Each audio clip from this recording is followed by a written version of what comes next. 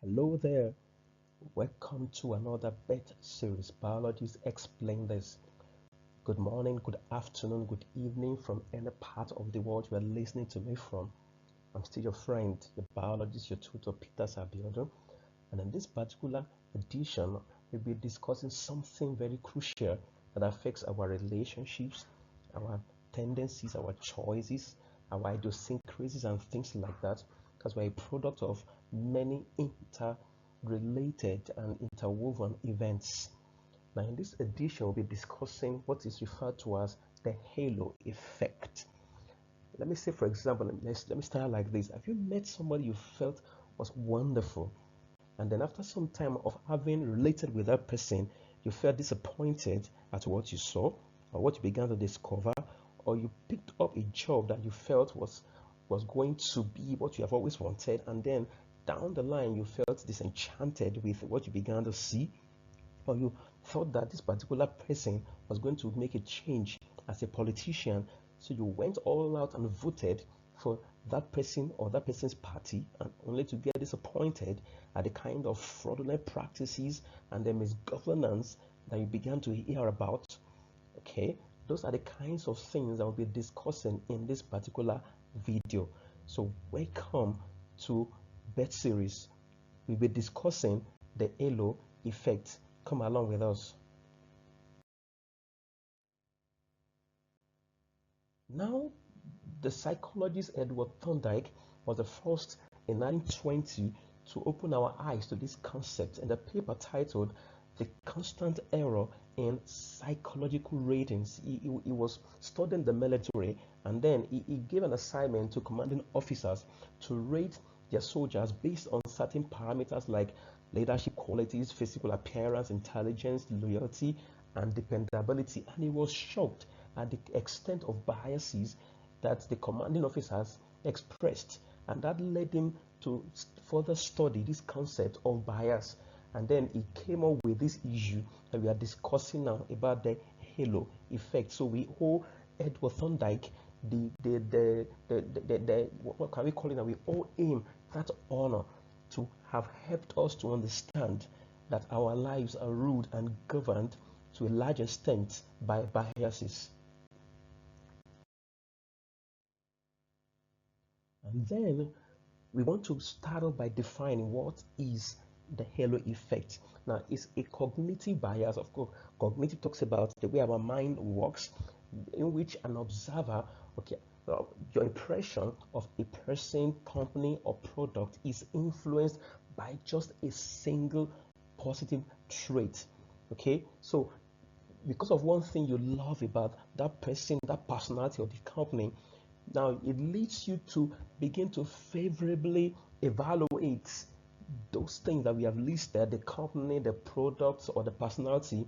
You begin to accord them other positive traits or characteristics that you don't even see, but because of what you have seen. So this person is beautiful, the product is nice, this car is nice, this and that, and then you begin to extend what you can see to what you can't see. So your mind begins to play out scenarios, and so it causes all of us to make quick judgments, and then we overlook what you can call the red flags, warning signs.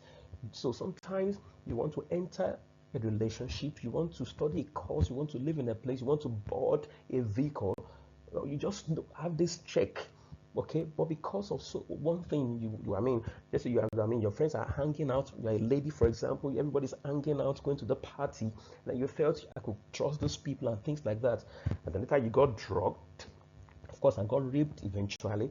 And so we're talking about the fact that because of certain factors, we don't have the total picture. Even when we have it, we ignore them because of what we have perceived as positive traits. And so we begin to have favorable judgment, conclusions based on what we have perceived as a truism or overall positivity of the situation. And so we are still on the issue of the halo effect. It operates unconsciously. Remember, we are a product of our genes, okay, genetic factors, our environment, our experiences, memories, and things like that. And so unconsciously, we begin to make quick judgments, okay, about a person. So this person is intelligent because he looks or dresses fine. Okay, we begin to think that he's intelligent, she's intelligent, he or she's likable, and other such traits like that. And then we have this first impression. Okay, so people are going to a place, so you see ladies doing makeover because they want to look. I mean, they paint blue, black, and all kinds of colors, not knowing that some ladies are actually more beautiful when they are not actually colored or plastered. Forgive me for that. That some ladies are far more beautiful when they are not made up than when they have made up and they looked very, very terrible when colored up.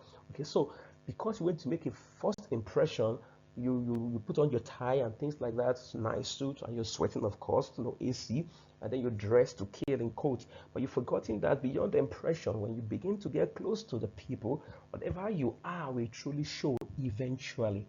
But of course, you might have done more harm than good before you are sorted eventually. And so begin to look for things. Okay, once we have seen one trait, we now begin to look for other things. Even when they are not there, we begin to assign those traits, those qualities to the personalities and the products as they were. And so this is what we are referring to as confirmation bias. So the hunch you felt, the ideas you had, you begin to look for things that will endorse what you're thinking of. So you begin to create ideas where there are none. That's what we call confirmation bias, something to endorse what you're feeling about this person or the situation. We'll talk about this bias as we go on.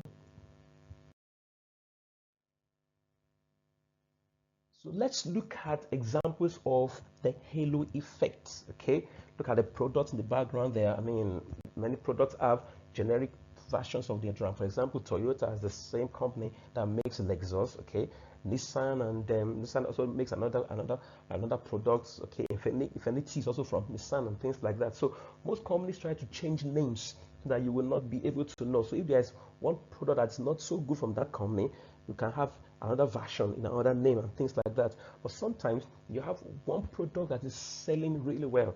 You have this product everybody is lauding, and then everybody is going after. It's a market leader and things like that. And then the company now begins to make other products. So because of the ones that you have known with that company, you begin to buy.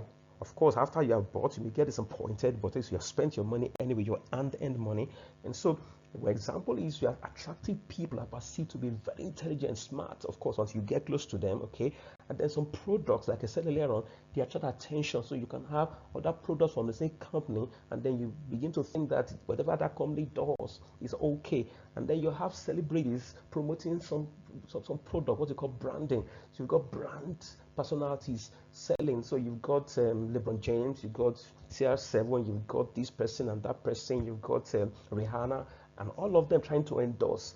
All the companies are trying to do is to unwing the unsuspecting customer into sales. It's all about sales.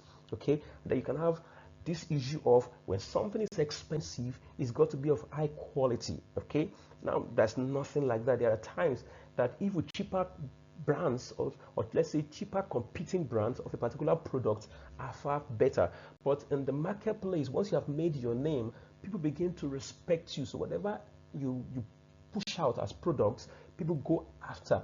But with experience, you begin to discover that there are products that are cheaper that are far better than the so-called expensive ones. So you've got expensive perfumes, expensive cars and stuff like that.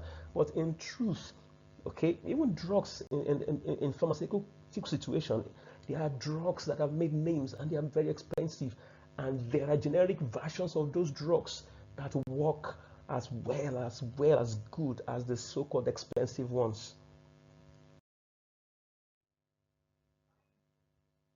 And so we want to consider what are the factors that influence the halo effect. One is our beliefs and impressions. Okay, we have been wired to think in a particular way. Then the context. What are the circumstances, the situations, the environment?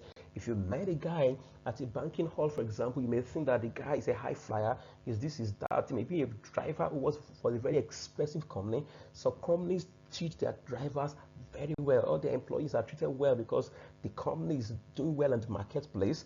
And then you can meet somebody else in a place, in a restaurant, for example, and you think, wow, this guy is nice and things like that. There are people meet some individuals in religious places like churches or mosques. I make you think that if somebody could go to church or mosque, it's going to be a good person. Of course, you may get disappointed eventually, but that's the first impression, context, so the environment.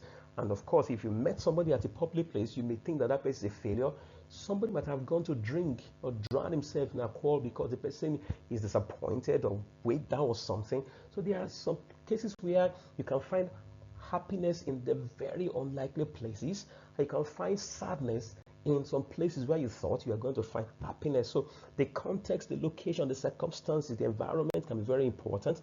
And of course, it's been shown by studies that attractive people who are charismatic, they attract attention. People perceive them to be other things that they are not even supposed to be at all because of what they exude. So this confidence, this charisma, they buy their way into people's hearts, so to say.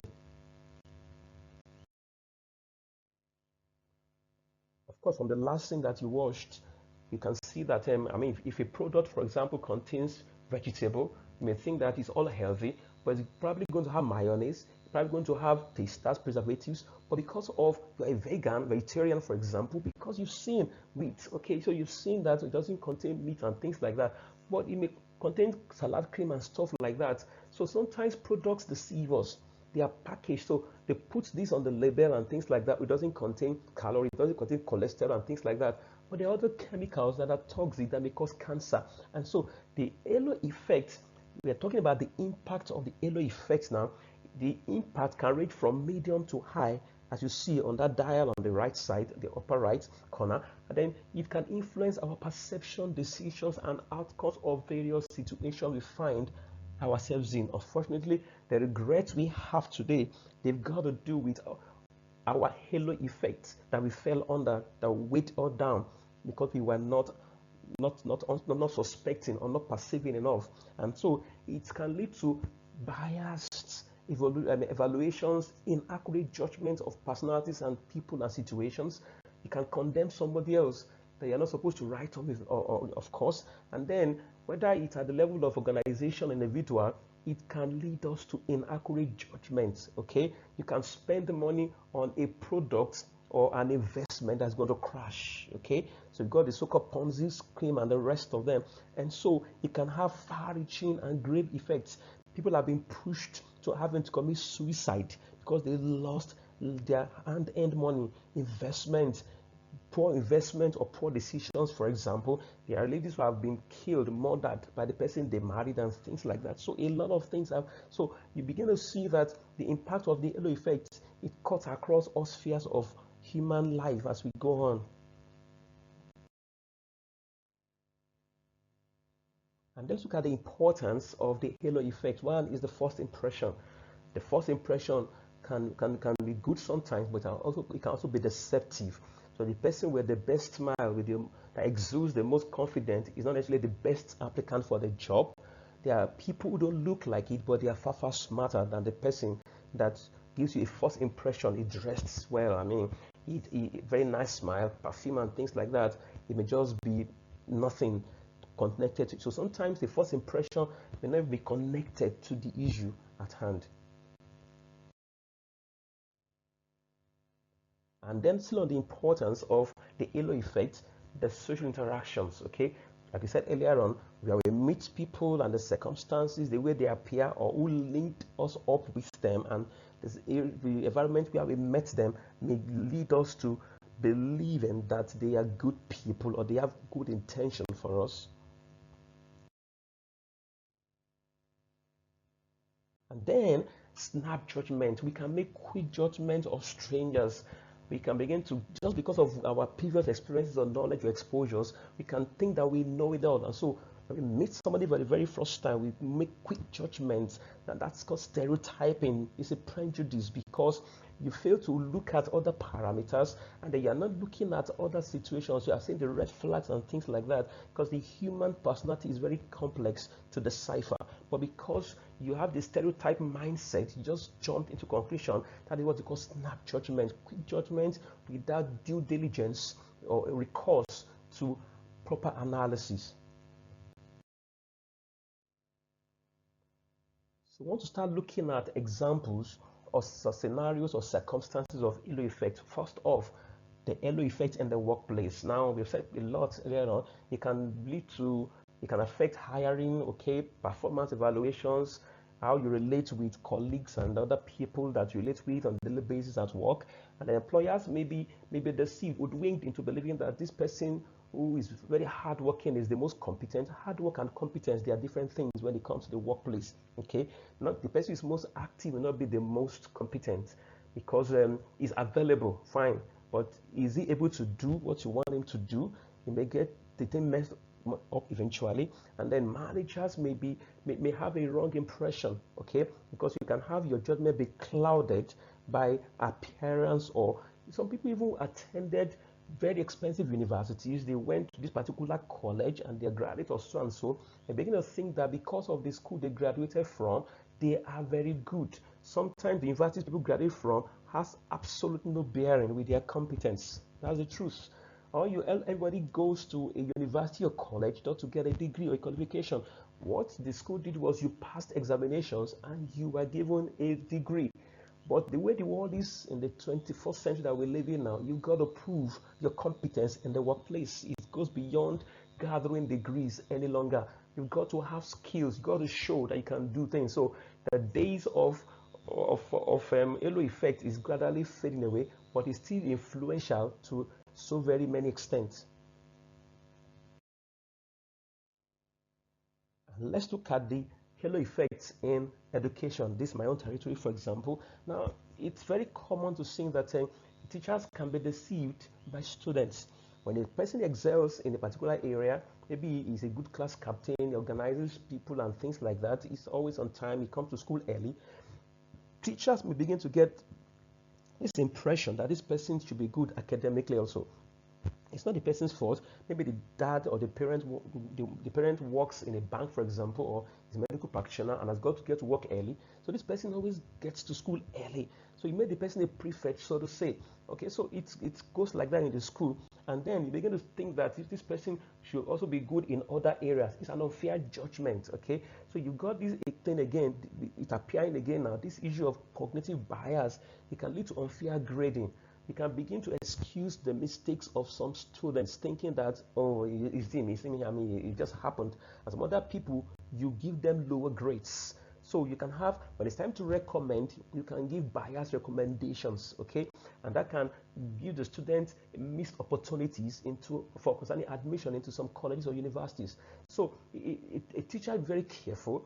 The appearances of your students, okay, may not necessarily mean that they are the best candidates. A person who always answers questions may not be the most thinker. Let me put it this way.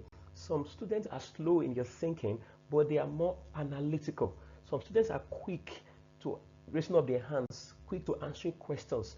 A teacher should not be deceived by actions of students. You got to weigh your students and help them to grow and to develop their mental ability when it comes to analysis and interpretations of principles and concepts and their mastery.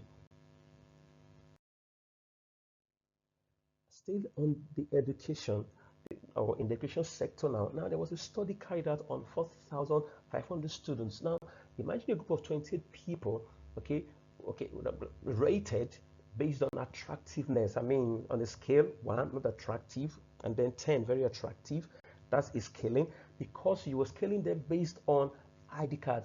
Thank goodness that some examination bodies don't care about your appearances. I mean, the admission form goes to the admin, okay? But when it's time for the examiner to mark your script, he or she don't give a hoot about whether you're fine or not. It's the answer that you wrote in your answer booklet that matters to the examiner. Otherwise, if passport photographs were to be attached to scripts of candidates, it's possible that the examiner might be biased based on how beautiful or how attractive a candidate is and overlook or excuse the person's mistakes and award more marks. Now look at this point here. 6 students were divided into 3 groups, okay? below average, average, and above average. And then they went to two different sessions. Number traditional class of teacher is standing and face to face, and then online. Now they were initially graded. I mean, when they went through the teaching face to face, that what you call the orthodox, the traditional way of teaching, they scored higher marks. And then when they went through online, they had lower marks. I mean, look at the expression there, significantly lower grades when they did the same course online, unlike when they went through traditional lecturing. And so we are saying that appearance can be very deceptive. So even in education, grading recommendations can be subjective rather than being objective. And still on education, the halo effect can influence the way you treat students. Okay, you can treat your students and see the students, when the student sleeps in the class, you don't know why or she sleeps. Maybe there's an underlying health situation, maybe there is problem at home and things like that. And so those, I mean, it goes a long way. Okay, you can mistreat students because of what you think about them. This person is unruly, is rude, and things like that. He's always frowning, so many things like that. And unfortunately, also it can also affect the way students even treat teachers. Students may tend to like a teacher that smiles a lot, gives them fist bump, and then plays with them, notwithstanding the academic area. Just because the person is likable, plays a lot. Now, the academic may be suffering in that subject, but they may not like a teacher who is just, of course, every teacher should learn class management. You can't frown. You can't carry your problems to the class. You've got to go there and give your best. That's what you're employed to do as a tutor, for example. But you see some teachers, they don't crack jokes because that's their nature. They don't laugh often. They know their onions. They teach very well. But students may not take a liking to such persons because they want somebody else who laughs a lot. Now, there should be a balance in the classroom. A balance. You play sometimes, you walk sometimes, but you can't have a too serious a class. It's too boring. Because what you are dishing out is the first time some students are having to hear that stuff. You know it. Maybe it took even time to learn those things, and you want to shove it down their throats. It's not fair. So students may take a liking to teachers who play with them, who are pleasant, who laugh with them, and then they may dislike or not, and that can even affect their performance. Because once students don't like you, they can switch off from loving that subject. Many people dropped out of some subjects because of the teacher who taught them at high school level.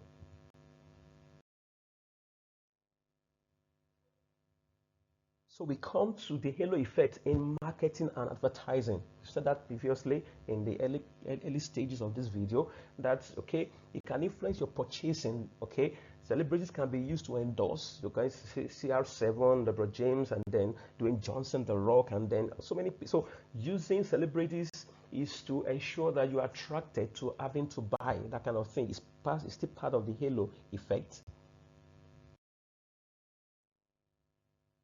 And of course, packaging and branding, the kind of package that the company uses can be changed over time. The company can wake up and say, look, let's make our packaging more attractive. Let's brand it, let's this and that. So you see company changing the packaging and things like that. It's the same content, but just a different packaging. Sometimes you see cars being changed in design, but the engine is still the same. So packaging and branding, they are part of the halo effect, or to ensure that your attention is drawn to that product.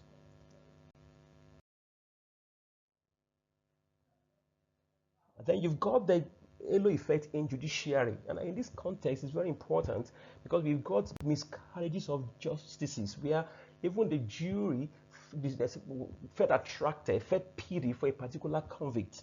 It's possible that a very hard criminal or a sociopath may look like he or she is harmless, but inside the person is very deadly. So we are going to be seeing in a couple of minutes now examples of miscarriages of justice where some people who were innocent were convicted, some were killed, but some were lucky years after, up to 80 years of having been incarcerated. So you can imagine things like that. So you can have miscarriage of justice because of the halo effect. We had an innocent person was wrongly convicted for some reasons, and then a real criminal, a sociopath, was actually exonerated on some flimsy reasons or some just reasons that are not even that are unimaginable, or because of appearance.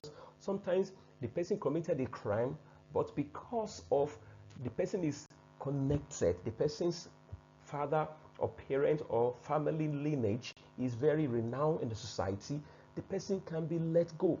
Somebody can steal ordinary food from the marketplace, and somebody is stealing money from the government coffers and is let go. Somebody is stealing just hundreds of thousands of dollars and then is being let go. And somebody is stealing ordinary pieces of notes. So you can imagine, of course, I'm not excusing crime, but the point is this: names can excuse crime, appearances can excuse crime. Who you are connected to, who you know, can make you to be let go of the hook. So that's what we're trying to say here.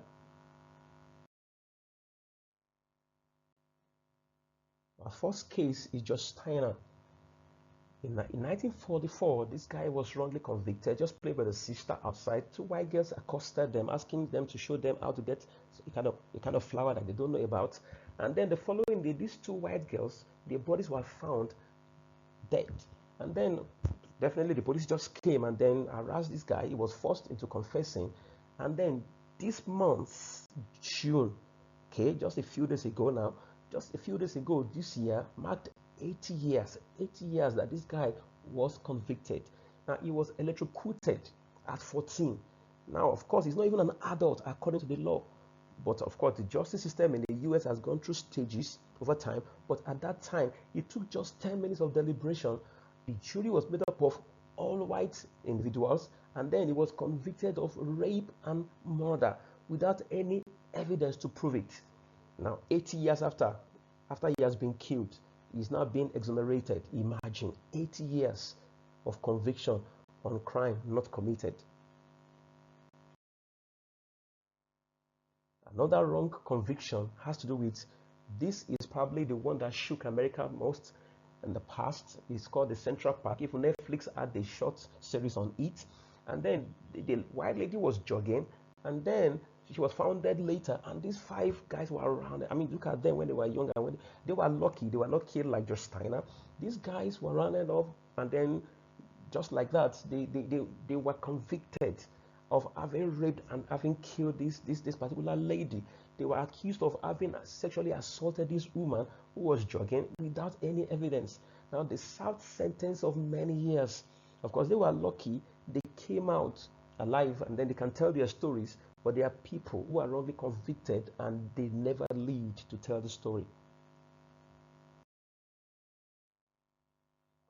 And then this other story of Susan Johnson, okay, she was a daycare worker, an employee, and then she had a case of a child who had what is called the shaking baby syndrome, which was not known by the parents, or maybe let's say ignored. And then the baby died in the daycare where she worked, and then she was arrested as having murdered this baby without any evidence. Now, she was convicted, life sentence for 25 years. But 21 years after the conviction, April 3, 2020, it was found out that actually she did not commit the murder she was alleged to have committed. 21 years of having been in the prison. Just look at her face, the despondency. Look at just look at it. Miscarriage of justice, all because of it looks like you killed this person. So look at it. So we are looking at the fact that the halo effects can have very, very great effects when it comes to justice system of any society. And then very important in politics, when it's time for politicking, you see people brandishing posters. They go to the what's it called now? They take photographs that are meant to hoodwink us into voting for them. And then what politicians do is that they try to look nice. They have nice photographs and things like that. They didn't show up in the 4 years of being in office. And towards the end of the 4th year, they show up. They begin to give you fine gifts and things like that. They buy your food stuff. They give awards, grants, and scholarships and things like that. All because they want to buy your vote. So it's very important for voters to be very, very careful and cautious. Look at the antecedents, look at the achievements, look at the record, the performance details of individual before casting your vote. Many times we vote for personality, not performance. Sometimes we even vote for parties. And sometimes we vote along religious inclinations, tribal tendencies. We vote on things that are not even going to have any bearing on our life for the next 4 years. So it's very important for us to be cautious when it comes to casting our vote, not to make mistakes with our votes. It's very important because you can be subjective, not objective in casting your vote. So it's very important for us to ensure that before we cast our vote for any politician, we look at certain factors that would determine our life for the next 4 years, and not just on packaging, gifts, money, and things like that that are meant to buy our votes. And there's going to be misgovernance suffering for the next 4 years. Now let's focus our attention on what we have been talking about, the concept of confirmation bias. Now this concept is the tendency to favor information that confirms existing beliefs or values you have held on to for a long time. So when you exhibit a bias, you're likely to begin to seek out things that you already held on to, and then you begin to harbor or discountenance dissenting opinions. So you interpret and things like that. So you're looking at, in the next couple of minutes, we'll be looking at confirmation bias.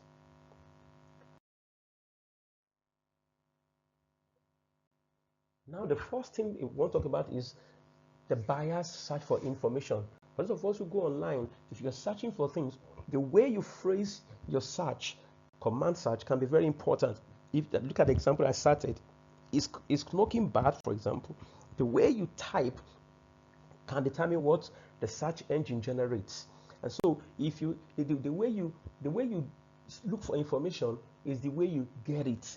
And so there's a modality that determines how we get information, what we call feedbacks. And so, very important for us to ensure that if you're searching for the right kind of information, use the right kind of command words. Otherwise, you keep getting. That's why sometimes you can be online for 30 minutes and hours searching and searching, and you're not getting what you are looking for because you are using the wrong search information. So if you're not careful, you are having a problem of bias in your searching, because the way you are typing it is the way you feel you should type it, not in the way you are supposed to do, because you are biased in your approach to searching for the material. And then, of course, we look at bias interpretation. Okay, you are looking for confirming evidence as against disconfirming evidence. And then you have the issue of bias memory. You just choose to forget. That's just the point. You choose to be selective. You want to recall. On social media, some people go to some channels, they go to some platforms more than others. So I love this TV station because of the way it presents. I love this presenter. So there's a bias about your attachment to a particular social media or medium. So you are biased in particular radio station you listen to because of one person. And so a lot of things like that. So there's bias in our choice of social media. And of course, this is very, very important issue, your religion. You can be very biased in the way you view other people. You don't accept them. You think that they are not humans. You think that, we are all trying to please God. Nobody sees God. We have not seen God. All we know about God is what we have documented in the holy books. And so we got to learn to tolerate one another. All the fights and the destructions and the wars, they are based on what we read and we are practicing. And so you can begin to doubt other people's intention and things like that. You can begin to, what they tell you is true, you may begin to doubt, you may not even believe because of your own bias. So that's very important. So there's bias in religion and how we apply our faith. So we want to look at reasons for confirmation bias. Of course, look at the diagram that you see there: social norms, peer pressure, interpretation, illusion, and things like that. So many our emotions, our motivations. And so we tend to protect. So one is to protect your self-esteem, because this is what you are known for. So instead of changing, you find it so difficult to change because of the stand. No, this is me, this is me. And then when you are confronted with something that opposes your stand, you want to be defensive. And then, because of the confidence you have shown in what you have held on to, when something that opposes your stand confronts you, you begin to have confirmation bias, begin to just want to be defensive again, and then you have the dissonance. Dissonance has to do with a mental situation where somebody holds on to two contradicting opinions. It can be a problem, okay? So this also can be a reason for confirmation bias, where you have a problem of what to do with the information you have held on to. And so you can have a dissonance as a reason, and then as a way out of some difficult situations you found yourself in, you can begin to have confirmation bias, because when you are exposed to disconfirming information, like I said, things that would contradict and try to test what you have held on to, you want to be assertive, even though you are wrong, you know it deep down, but you still want to go ahead. That can be a problem. One of the reasons why some people have, they just want to confirm and endorse. They are looking for people to back them up, even though what they are saying is not the truth and they are not even correct. They still want people to follow them. That's a problem. And then we look at this issue of so many other things we discuss, and then other things. So we want to take time to look at what is known as the halo effect. Very important. Now, this particular effect is it's something that makes us to begin to look at people from the negative perspective. Now, we've seen the halo effect so far, but the horn effect makes us to look at people from the negative perspective. So, I mean, you can see the devil is depicted there in red, sometimes in black with a fork knife and things like that. Of course, everybody knows that the devil does not show like that. The devil is always appearing in the form of what is attractive. Okay, so crime is attractive, rape looks attractive, alcoholic drinks, they look attractive, pornography attractive. So ain't no devil coming to you in form of a fork knife, so to say. But the point here is for you to realize that, and particularly is where young people have to be very careful. The appearance can make you a suspect.